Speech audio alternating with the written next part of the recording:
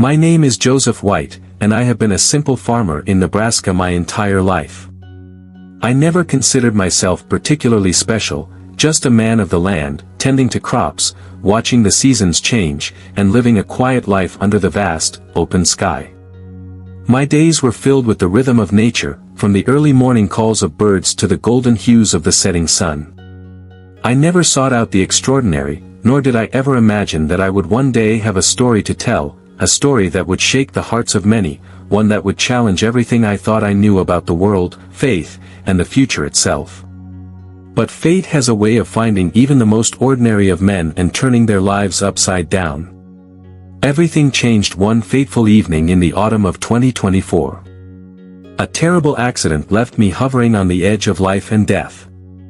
In those moments, I was no longer bound by my body or the world I once knew. I saw things that no human mind could fully comprehend. I heard a voice, not just any voice, but one that seemed to echo through the very fabric of existence, carrying with it a message that was both terrifying and profound. What I saw was not merely a vision but a prophecy, a revelation of what is to come in 2025. I was shown events so powerful, so earth-shattering, that I can no longer remain silent. This is my story. This is my warning. What I am about to share may sound unbelievable. Some will call it a hallucination, others will dismiss it as the ramblings of a man who had a brush with death. But for those who are willing to listen, for those who have the courage to see beyond the veil of the ordinary, I implore you, heed these words. For the world as we know it is about to change, and the signs are already upon us. As I drifted toward the light, an overwhelming sense of peace filled me. It was not merely the absence of pain but a warmth that penetrated my very being, a love so pure and encompassing that it made all earthly worries feel insignificant. The brilliance before me was not blinding, yet it radiated a power beyond anything I had ever experienced. I felt weightless, free from the burdens of my old body. The bitter cold of the Nebraska winter was gone. There was no wind, no sound, only the presence of something greater than myself. It was then that I became aware of a presence beside me. At first, I could not see clearly, but as I focused, a figure emerged from the light. He was tall, clothed in robes that shimmered with an unearthly glow, and his eyes held the wisdom of eternity. Though I had never seen him before, I somehow knew him. The realization struck me with undeniable certainty: this was an angel, a messenger of God. Joseph White, the angel spoke, his voice like a melody that resonated deep within my soul. You have been called to witness what is to come. You must remember and tell the world, for the time is short, and the days ahead will test the faith of all who walk the earth. A trembling fear mixed with awe filled me. Am I dead? I asked, my voice feeling small in the vast expanse of this otherworldly place. The angel shook his head. Your time is not yet over, but you have been chosen to see beyond the veil. Before I could ask another question, the light around me shifted.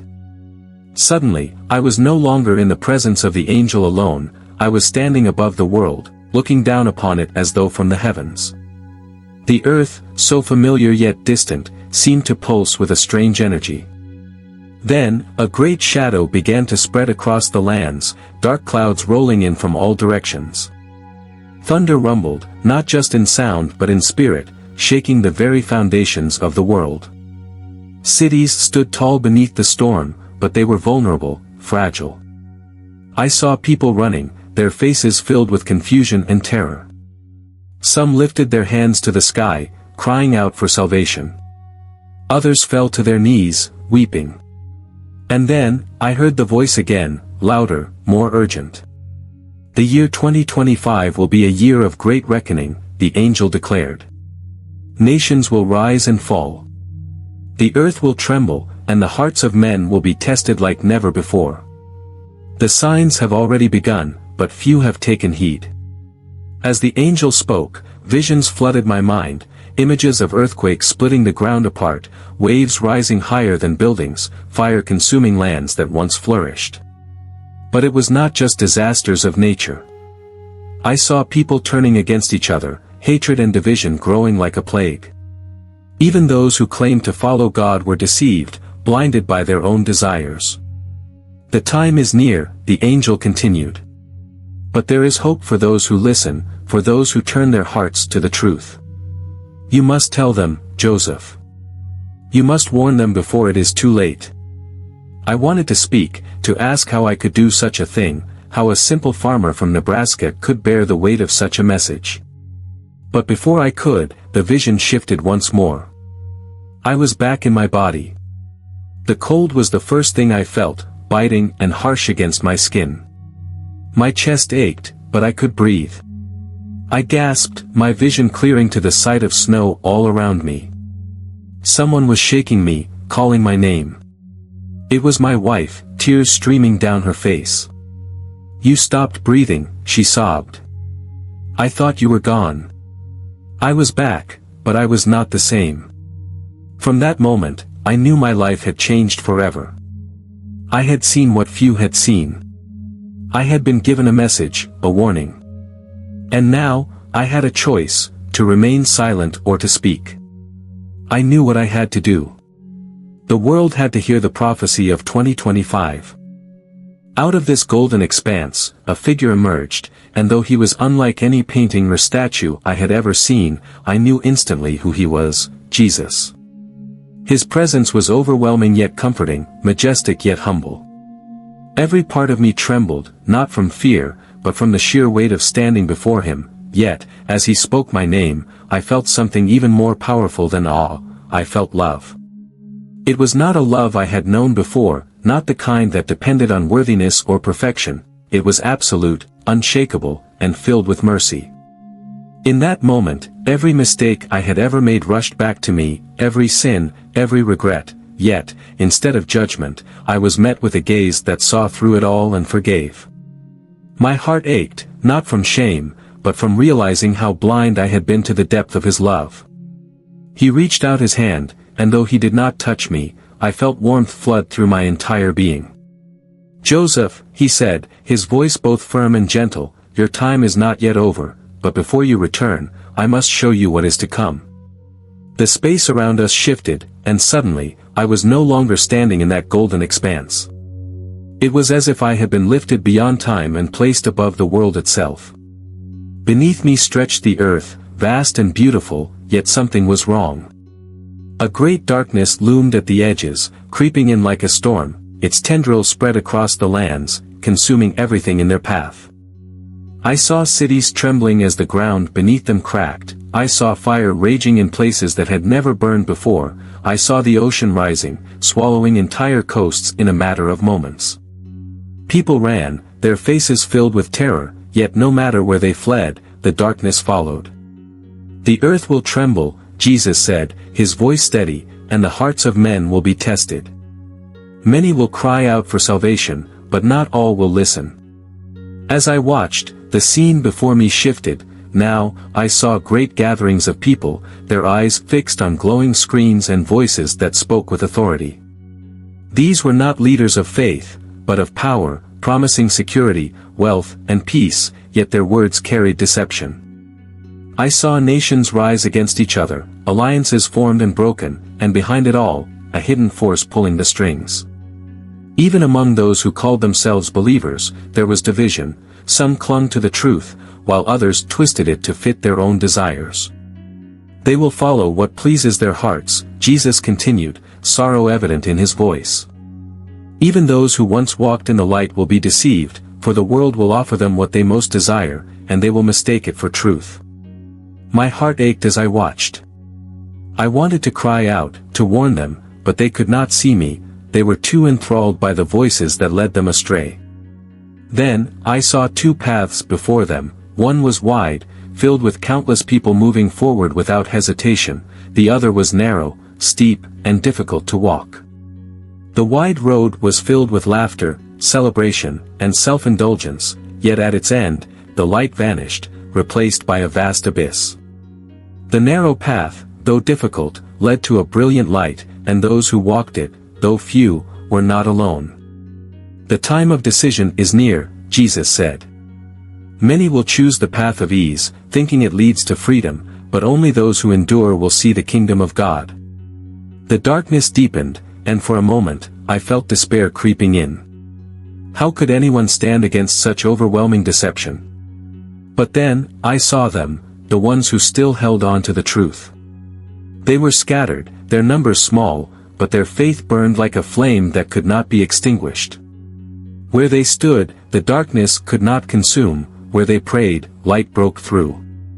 Do not be afraid, Jesus said, turning to me once more. This is not the end. The greatest trials will bring forth the greatest awakening. Those who seek me will find me, those who stand firm will be saved. The vision began to fade, and once again, I found myself in his presence. His eyes met mine, and in them, I saw both urgency and hope. Tell them, Joseph, he said. Tell them what you have seen. The time is short, and the world must prepare. Before I could speak, everything went dark. Then, I was back, gasping for air, my body lying in the snow, my wife's voice calling my name. But I was no longer the same. I had seen what was to come, and I knew what I had to do. The first vision Jesus revealed to me was of the United States, but it was not the country I recognized. The air was thick with an undeniable heaviness, a tension that clung to the streets and weighed on the people who walked them. Division ran deep, not just political, but spiritual. Families were fractured, communities disconnected, and trust, once the foundation of society, was eroding faster than ever before. Arguments turned to violence, friendships dissolved over ideological battles, and even churches, meant to be sanctuaries of truth and love, were consumed by discord. Yet, amid this darkness, there were pockets of light, small, yet unshaken. Scattered throughout the nation were people who still held on to faith, love, and unity. They were not swayed by fear or deception, but instead stood firm in their convictions. Their prayers rose like incense, their hands reached out to the broken, and their voices spoke truth in a world drowning in lies. It was through them that hope remained, yet they were tested like never before. Jesus stood beside me as I watched, his face solemn yet filled with deep compassion. 2025 will be a year of reckoning, he said. What has been sown will be reaped, the choices of many will bear fruit, whether of life or destruction.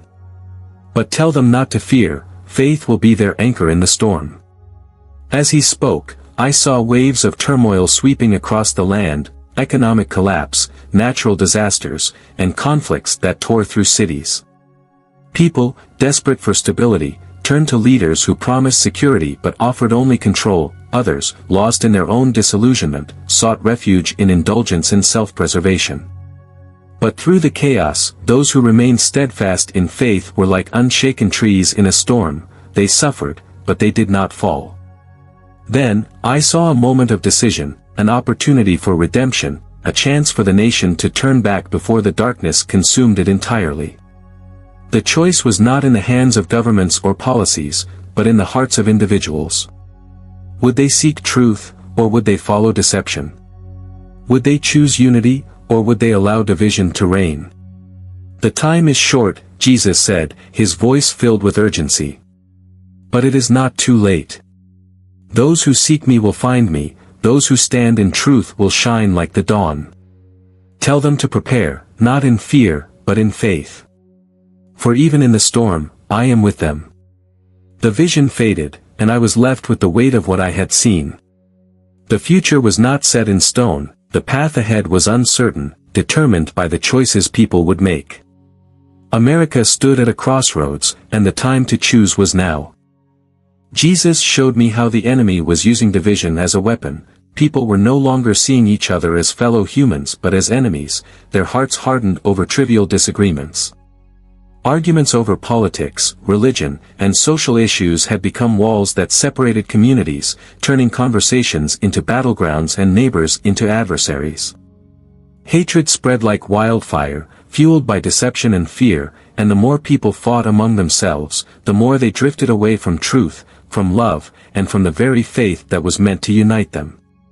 Yet, amid this chaos, Jesus revealed a different vision, one of hope, buried beneath the conflict.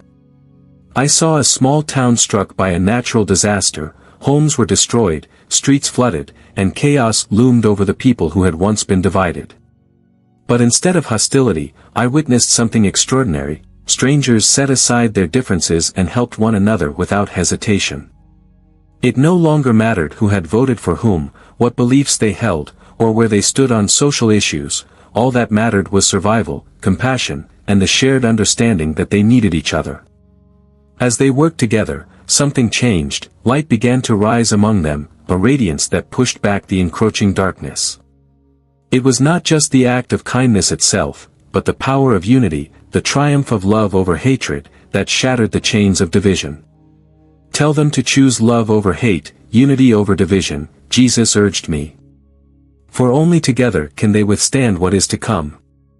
The enemy seeks to separate them, to weaken them, to make them believe they are alone, but in unity, there is strength, and where two or more gather in my name, there I will be also.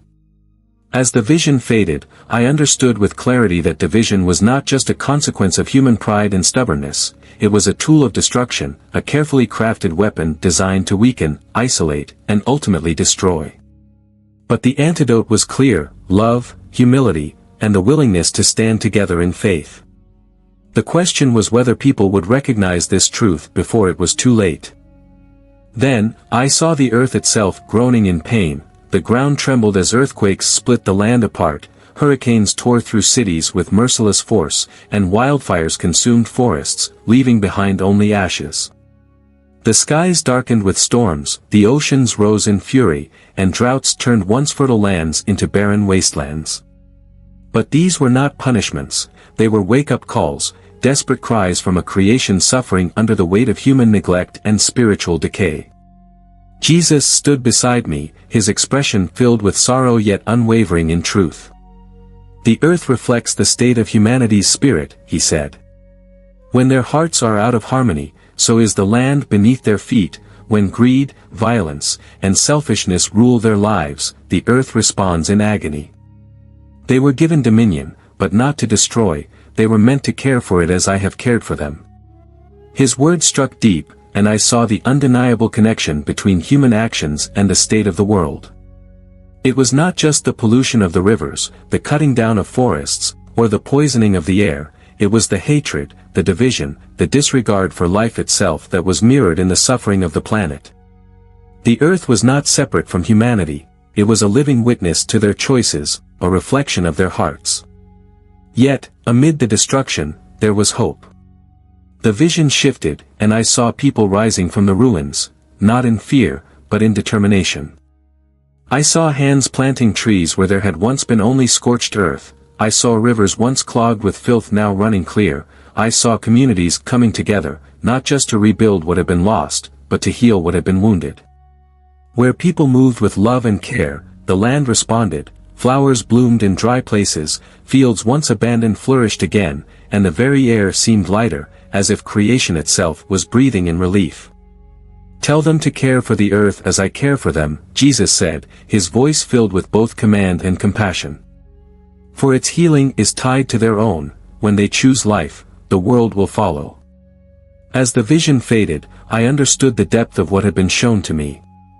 The earth was not separate from humanity's fate, it was woven into the very fabric of their existence.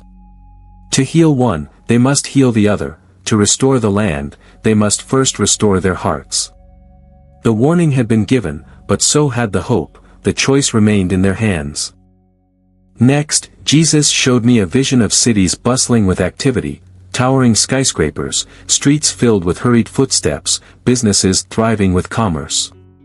On the surface, everything seemed stable, but as I looked closer, I noticed cracks forming in the very foundations of their financial systems. What had once appeared strong and indestructible was beginning to shake, uncertainty loomed like a shadow over the world's economies. Then, without warning, the cracks deepened, and in an instant, the entire system began to collapse. I saw stock markets plummeting, banks shutting their doors, and people standing in endless lines, their faces filled with panic and disbelief. Savings disappeared overnight, businesses shut down, and those who had once felt secure in their wealth now found themselves lost, grasping for something solid as the ground beneath them crumbled. Some cried out in anger, blaming governments, corporations, and leaders. Others fell into despair, realizing too late that the riches they had trusted in could not save them. Greed, deception, and corruption had built an empire that could not last, and now it was falling like a house of cards. Jesus stood beside me, his gaze unwavering as he watched the scene unfold. "The old ways will crumble because they are built on sand," he said. "For too long, the world has placed its faith in wealth, believing it to be a fortress, but what is built on greed cannot stand. What is gained through deception will be lost in truth." But then, amid the ruins of the economic collapse, I saw something new beginning to rise. The despair that had gripped the people slowly gave way to a different kind of movement, one of resilience, of renewal. Instead of relying on failing institutions, communities began to come together, neighbors shared what they had, families supported one another, and people who had once been divided by social and financial status now stood as equals. I saw small groups pooling resources, not out of desperation, but out of a newfound understanding that survival was no longer about individual gain, but about collective well-being. Bartering systems emerged where money had lost its value, local farms flourished as people turned back to the land for sustenance, independent craftsmen and tradesmen found their skills more valuable than any stock or currency. Churches, once struggling to stay relevant in a world obsessed with material wealth, became centers of hope and provision, not just spiritually, but physically. Those who had little gave freely, and those who had much learned the true meaning of generosity. It was as if, in the midst of devastation, humanity was being offered a second chance, to rebuild, not on the principles of greed, but on the foundation of truth, love, and fairness. "What rises next must be built on truth," Jesus said, his voice filled with both warning and hope. "It must not return to the ways of old, for those ways led only to ruin. The love of money has enslaved too many, and now they are being set free, but only if they choose to walk in the light of wisdom." As the vision faded, I felt the weight of what I had seen. This was not just an economic crisis, it was a test of humanity's heart. Would they learn from the fall, or would they attempt to rebuild the same broken system that had failed them? The choice was theirs, but the time to decide was short. The world was at a turning point, and what came next would determine the course of generations to come. Jesus then took me into a vision of classrooms filled with young people, children whose eyes shone with curiosity, teenagers bursting with ideas, and young adults eager to shape the future. There was an energy in the air, an undeniable force of creativity and purpose. These were not just students, they were dreamers, thinkers, and future leaders, waiting for guidance to help them discover their true potential. But as I watched, a shadow loomed over them, creeping in through unseen channels. Social media, once a tool for connection, had become a battlefield of manipulation, misinformation spread like wildfire, and young minds, still forming their understanding of the world, were being shaped by voices that did not speak truth. Peer pressure was no longer just about fitting in, it had become a relentless force that demanded conformity, silencing those who dared to think differently. Many were lost in a sea of comparison, measuring their worth by digital validation, seeking approval in all the wrong places. The education system, designed to equip them for the future, often failed to teach them the most important lessons: wisdom, integrity, and the courage to stand firm in what is right. Jesus watched with a mix of sorrow and hope. "The youth are the hope of tomorrow," he said. "But they are also the target of the enemy. He seeks to steal their purpose, to corrupt their innocence, and to lead them away from truth before they even know who they are meant to be." But then, the vision shifted, and I saw something remarkable: young leaders rising from among them, voices of clarity breaking through the noise. They were not the ones with the most followers, the most wealth, or the most influence in the world's eyes. They were the ones who carried truth in their hearts, who refused to be swayed by the current of deception. Some stood in classrooms, challenging falsehood with wisdom beyond their years. Others used the very platforms designed to distract and mislead to instead inspire and uplift. They were unafraid to be different, unafraid to stand for what was right, even when it made them outcasts. I saw young hands reaching out to help their peers, those struggling with depression, those battling identity confusion, those feeling abandoned in a world that had failed to show them unconditional love. Where institutions had fallen short, these young leaders stepped in, teaching not just with words, but with action. They prayed for one another, they lifted each other up, they formed communities bound not by popularity, but by faith and purpose. And as their light grew stronger, the darkness began to retreat. Nurture them, guide them, and believe in their potential, Jesus urged. Do not dismiss them as foolish or naive, for their hearts are open to the truth in ways that many have forgotten. They will rise if they are given the chance. They will lead if they are given wisdom. They will change the world if they are shown love. As the vision faded, I understood the weight of his words. The youth were not just the future, they were the battleground of today. If they were neglected, if they were left to wander without guidance, the world would suffer the consequences. But if they were empowered, if they were given truth instead of deception, love instead of rejection, then they would become the generation that turned the tide. The choice was not just theirs, it was ours. Would we invest in them, support them, and equip them for what was to come? Or would we leave them to navigate a broken world on their own, hoping they would somehow find their way? The time to decide was now. One of the most chilling visions Jesus showed me was of men and women standing on grand platforms, speaking to massive crowds. Their voices were powerful, their presence commanding, and their words stirred the emotions of those who listened. At first glance, they appeared to be spiritual leaders, delivering messages of hope, prosperity, and success. Their followers cheered, wept, and clung to every word, believing they had found the guidance they desperately sought. But Jesus placed a hand on my shoulder and told me to look closer.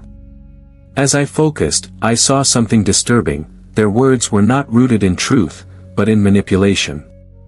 They did not speak to bring people closer to God, but to elevate themselves. They twisted scripture to fit their own desires, telling the crowds what they wanted to hear rather than what they needed to hear. They promised blessings without repentance, salvation without transformation, and power without surrender. Instead of calling people to righteousness, they led them into complacency, teaching that comfort was a sign of favor, and that suffering, sacrifice, and discipline were unnecessary burdens of the past. False prophets will rise, Jesus warned, his voice filled with sorrow. They will use my name, but they do not know me. They will speak of faith, but their hearts will be far from it. They do not seek to serve, but to be served. They do not carry my truth, but their own ambitions. As I watched, the vision expanded, and I saw these false teachers growing in influence, not just in churches, but in politics, media, and culture. They were charismatic, speaking words that soothed the conscience without challenging the soul. They built empires, not ministries. They gathered wealth, not disciples. They sought applause, not humility. Their churches were filled, yet their followers remained spiritually empty, hungry for a truth they were never given. Then, I saw something even more terrifying, people who had once walked in faith being led astray. Many who had known the truth turned away, deceived by the promises of these false teachers. Some abandoned the gospel entirely, embracing a faith that asked nothing of them but gave them the illusion of righteousness. Others grew disillusioned, seeing the corruption and hypocrisy, and rejected God altogether, believing he was the one who had failed them. Tell them to watch for humility, compassion, and truth, Jesus said. For those who serve my name serve others, not themselves. My true messengers do not seek power, but surrender. They do not chase riches, but righteousness. They do not seek their own glory, but the glory of the Father. You will know them by their fruits. Then, the vision shifted once more. Amid the deception, I saw small groups of people, remnants of true believers, who refused to follow the lies. They gathered in homes, in fields, in hidden places where no grand stages existed. They had no wealth, no prestige, no influence in the eyes of the world, yet they carried something greater than all of these, the true presence of God. They spoke not with eloquence, but with conviction. They performed no great signs, but their faith moved mountains. They sought no followers, but they led many to salvation. These were the true shepherds, the ones who had not abandoned the call. As the false prophets continued to rise, the divide grew sharper. The world celebrated those who preached prosperity and self-fulfillment, while it persecuted those who preached truth and repentance. The battle was no longer subtle, it was in the open. The time of testing had come. The vision faded, and I turned to Jesus, my heart heavy with what I had seen. How will they know who to trust? I asked. His answer was simple, yet profound.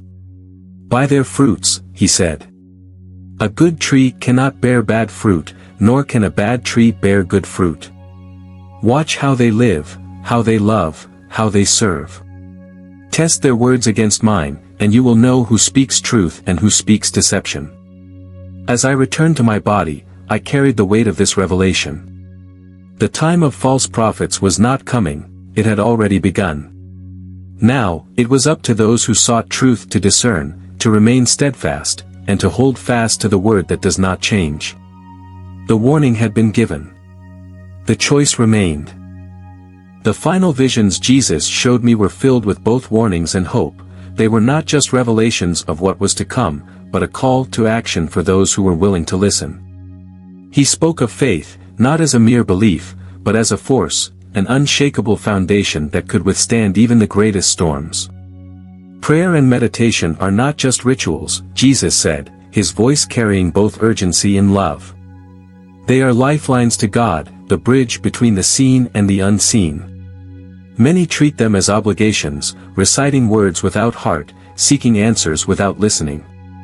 But true prayer is a conversation, a connection that cannot be broken unless they choose to turn away. He revealed to me how God speaks to people constantly, not only through words but through signs, synchronicities, and moments of divine intervention woven into everyday life. Some signs were subtle, a whisper in the wind, a gentle nudge in the heart, a verse appearing at just the right moment, while others were unmistakable, moments of clarity that could change the course of a life. Yet, too many dismissed these signs as coincidences, refusing to see the divine presence in their midst. Tell them to pay attention, Jesus said. These signs are not coincidences but conversations. I am speaking to them always, but only those who listen will hear. Then, the vision shifted, and I saw a man walking slowly along a barren road, his back bent under the weight of a heavy sack. His face was weary, lined with sorrow, and with each step, he struggled to move forward. I realized that the sack was filled with stones, each one representing a mistake, a failure, a regret he had carried for years. He had grown so used to the burden that he did not even question it anymore. It had become a part of him, something he believed he was meant to bear for the rest of his life. Jesus walked beside the man, watching with deep compassion. He reached out and touched the sack, and in an instant, it vanished. The man stumbled forward, suddenly free, his face overcome with both relief and disbelief. He fell to his knees, not from exhaustion, but from the overwhelming realization that he had never been meant to carry that weight alone. Forgiveness is the greatest gift they can give themselves and others, Jesus said, turning to me. So many live in chains of their own making, holding on to guilt, anger, and past mistakes. But I have already paid the price. They do not need to carry what I have already taken. Tell them to let go of the past, for it is only in releasing the weight of yesterday that they will be free to walk into the future I have prepared for them. The vision expanded, and I saw countless others carrying invisible burdens. Some bore guilt like the man before, others clung to anger, refusing to forgive those who had wronged them. Some carried fear, weighed down by anxieties about the future, while others were trapped in the pain of loss, unable to move forward. But as soon as they surrendered, as soon as they chose to let go, the burden lifted, and they stepped into the light of freedom. Faith is not just believing in me, Jesus said, his eyes full of divine love. It is trusting me enough to release what was never meant to hold them back.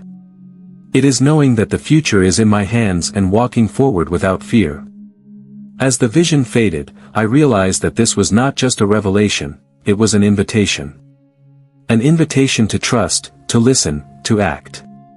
The world was heading toward great change, and every person had a choice, to live in fear or to walk in faith, to cling to the past or to embrace the future with courage, to remain blind to the signs or to open their eyes and see.